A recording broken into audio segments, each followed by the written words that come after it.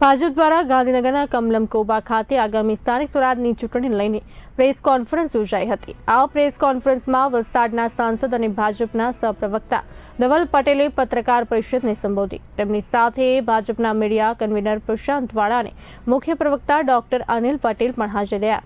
ધવલ પટેલે પ્રેસ કોન્ફરન્સમાં વિરોધ પક્ષ પર આકરા પ્રહાર કરતા જણાવ્યું હતું કે આયાતી નેતાએ ગુજરાતના મુખ્યમંત્રીને પત્ર લખી ભ્રમ ફેલાવવાનો પ્રયાસ કર્યો છે। તેમણે આરોપ લગાવ્યો કે જ્યાં જ્યાં ચૂંટણી આવે છે ત્યાં પક્ષ અરાજકતા ફેલાવવાનો પ્રયાસ કરે છે।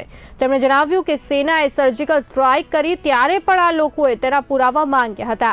તેમણે વધુમાં કહ્યું કે ચૂંટણી દરમિયાન તેમના જ કાર્યકર્તાઓ પોતાના નેતાઓ પર શાહી ફેંકી અથવા છૂટા ફેંકી રાજનીતિ કરે છે અને સહાનુભૂતિ મેળવવા માટે નાટક કરે છે। તેમણે કેટલાક નેતાઓ અને કાર્યકર્તાઓ પર ગંભીર ગુનાઓના આરોપોની પણ ચર્ચા કરી હતી અને જણાવ્યું કે અનેક લોકો ડ્રગ્સ, કિડનેપિંગ અને અન્ય ગુનાઓમાં પકડાયા છે। તેમણે આમ આદમી પાર્ટી પર આરોપ લગાવતા જણાવ્યું કે આ પાર્ટી અરાજકતા ફેલાવનારી પાર્ટી છે અને ગુજરાતની જનતા બધું સમજે છે, જેથી આવનારી ચૂંટણીમાં ભાજપનો વિજય થશે। આ પ્રસંગે ભાજપના મુખ્ય પ્રવક્તા ડોક્ટર અનિલ પટેલે જણાવ્યું કે સેન્સ પ્રક્રિયા 4 એપ્રિલ સુધીમાં પૂર્ણ થઈ જશે। ભાજપ તમામ કાર્યકર્તાઓને તક આપે છે અને સેન્સ પ્રક્રિયામાં લોકોની વાતો સાંભળવામાં આવી છે। જિલ્લા સ્તરે ચર્ચા બાદ ઉમેદવારોની પસંદગી કરવામાં આવશે। વધુ ઉમેદવારો હશે તો સેકન્ડ અને ત્રીજા સ્ટેજમાં નિમણૂક કરવામાં આવશે। તેમણે ઉમેર્યું કે પાર્ટીમાં સેવા, સમયગાળો અને કરેલા કામને ધ્યાનમાં રાખીને ઉમેદવારોને તક આપવામાં આવશે। આજે ખાસ તમે અગત્યની પ્રેસ વાર્તામાં આવ્યા, એમાં બધા જ પ્રેસ મીડિયાનું ખૂબ ખૂબ સ્વાગત કરું છું। સાથે ઉપસ્થિત અમારા ભારતીય જનતા પાર્ટી ગુજરાતના પ્રદેશના મુખ્ય પ્રવક્તા ડોક્ટર અનિલભાઈ, સાથે જ અમારા ગુજરાત પ્રદેશના મીડિયા ઇન્ચાર્જ પ્રશાંતભાઈ વાલા। તમે જેમ જાણો છો કે થોડા દિવસ પહેલા દિલ્હીથી આવેલા આયાતી નેતા, બહરૂપિયા નેતાએ આપણા ગુજરાતના મુખ્યમંત્રી ભૂપેન્દ્ર પટેલ સાહેબને એક પત્ર લખ્યો અને પૂરો ભ્રમ ફેલાવવાનો એમણે એક કાવતરું અને નિષ્ફળ પ્રયાસ કર્યો।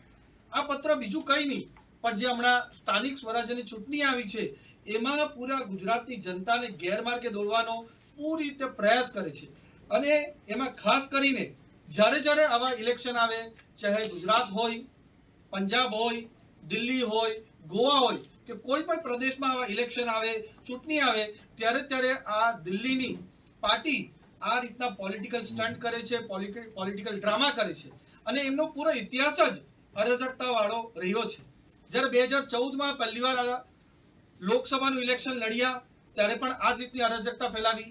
2015માં તમને યાદ હશે કે જ્યારે 26મી જાન્યુઆરીએ પૂરા ભારતભરમાં દિલ્હીમાં ખાસ કરીને આપણે પ્રજાસત્તાક દિવસ, રિપબ્લિક ડે મનાવવાના હતા, ત્યારે એમને રોકવાનો પૂરો પ્રયત્ન આ દિલ્હીના આયાતી નેતાએ કર્યો હતો। અને એટલું જ નહીં, જ્યારે આપણી ભારતીય સેનાએ પાકિસ્તાનને મુંહતોડ જવાબ સર્જિકલ સ્ટ્રાઇકમાં આપ્યો હતો ત્યારે પણ ભારતીય સેનાને એમણે પુરાવા માંગ્યા હતા।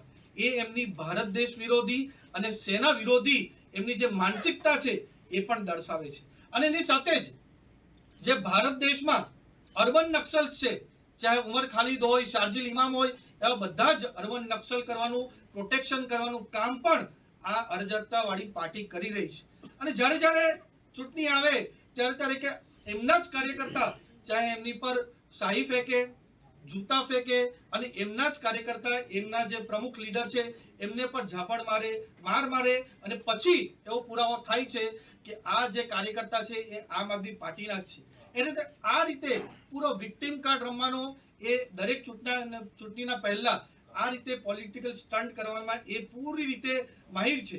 અને આ ગુજરાત માટે પણ નવું નથી, આપણે દિલ્હીમાં તો જોયું જ છે, પંજાબમાં પણ જોયું છે, પણ ખાસ કરીને ગુજરાતની જનતાએ 2014નું ઇલેક્શન હોય કે 2022નું ઇલેક્શન હોય, આ જ રીતે પૂરું નોટંકી કાર્ડ, વિક્ટિમ કાર્ડ, સહાનુભૂતિ લેવા માટે દરેક આવા જાતના ગતકડા એમણે કર્યા જ છે અને એમનો પૂરો ઇતિહાસ જ ગુનાહિત રહ્યો છે।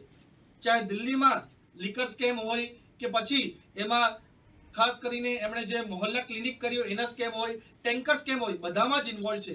એની સાથે જ પંજાબમાં થોડા દિવસ પહેલા જ 19મી માર્ચે એમના લવપ્રીત સિંહ આમ આદમી પાર્ટીના યુવા પ્રદેશ પ્રમુખ હતા, એ પણ 4.3 કિલો ડ્રગ્સ સાથે પકડાયા હતા। એવા ગંભીર ગુનાઓમાં આમ આદમી પાર્ટીના નેતા પકડાય છે।